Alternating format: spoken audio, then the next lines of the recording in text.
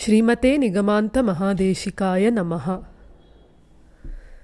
Krishna was in Gokula with Yashoda, Nandagopala and Balarama.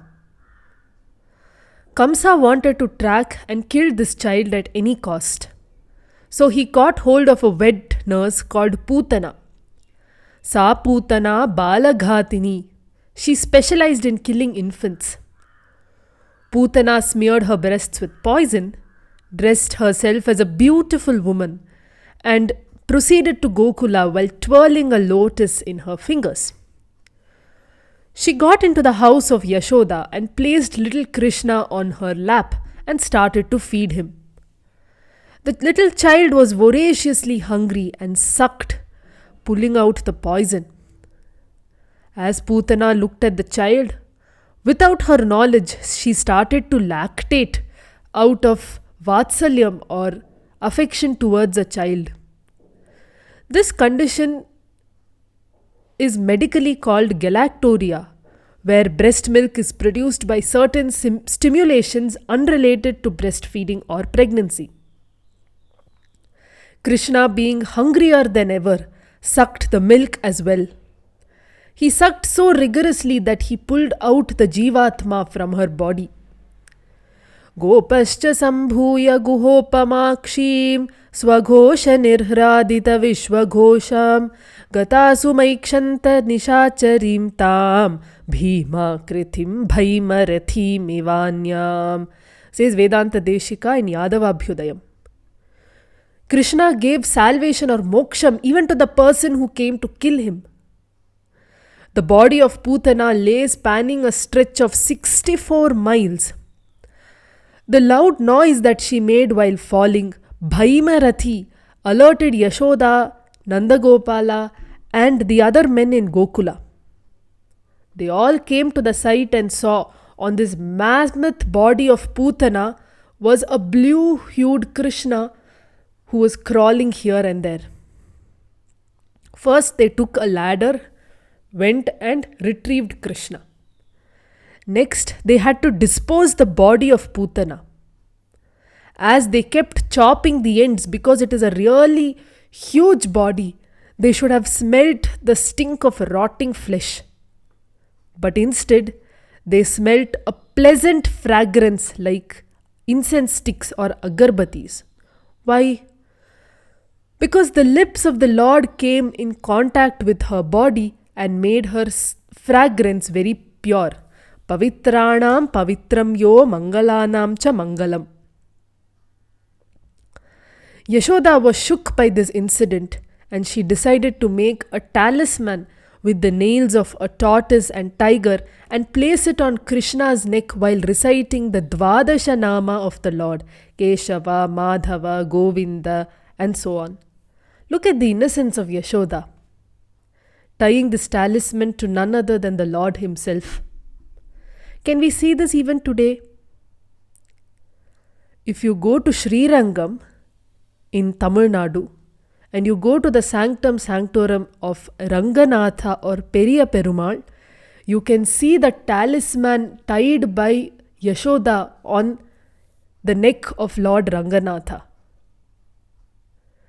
This is the Lord's way of showing, you may think of me as a great person, but when you look at this talisman, you will realize how down to earth I am. On another day, Yashoda placed her baby near a broken cart. In those days, it was believed that objects like a broken cart or a broomstick were of a protective nature. Little did she know that an asura called Utkacha was lurking in the broken cart or Shakatam. Krishna started crying and kicking his legs in the air. Suddenly, the Shakatam broke into two and some parts of it ascended to the skies. Narayana Bhattadri remarks in Narayaniyam, those parts of the Shakatam that came in contact with the Lord's feet attained moksham. Pundrachagada mudaittai pugal potri, says Andal. Another day, an asura came in the form of a tornado called Trnavarta. As this tornado asura lifted Krishna into the air, Krishna became heavier and heavier till he was dropped to the ground. Probably he got the skill from his cousin Bhima. When Bhima, Panduputra Bhima, was born to Kunti, she could not hold him as he was really heavy and dropped him. He fell and there was a crack on the earth at the spot where he fell. Yes, Vasudeva, the father of Krishna, and Kunti, the mother of Yudhishthira, Bhima and Arjuna, were brother and sister. So the relationship between Krishna and the sons of Kunti is that of cousins. Narayana Bhattadri was a great scholar who lived in a town called Melpattur in Kerala. His acharya called Achyuta Pisharadi developed rheumatoid arthritis. Bhattadri could not bear to see his acharya suffering, and so with his yogic powers took on the rheumatoid arthritis from his acharya. Bhattadri, who was in debilitating pain, was taken to the sanctum sanctorum of Lord Guruvayurappan. And that is where, on the advice of Tunjatthi Ramanuja Eluttachan, Meenitottu Kootuga, he started writing about the various avatarams of the Lord, giving us the condensed version of Srimad Bhagavatam called Srimad Narayaniyam. In this particular Dashakam, where he describes the slaying of Trnavarta, he says, because Trnavarta came in the form of a tornado or a wind, and you slayed Trnavarta, Bhattadri tells Lord Guruvayurappa, I am suffering from Vataroga. Will you not remove my ailments? He asks.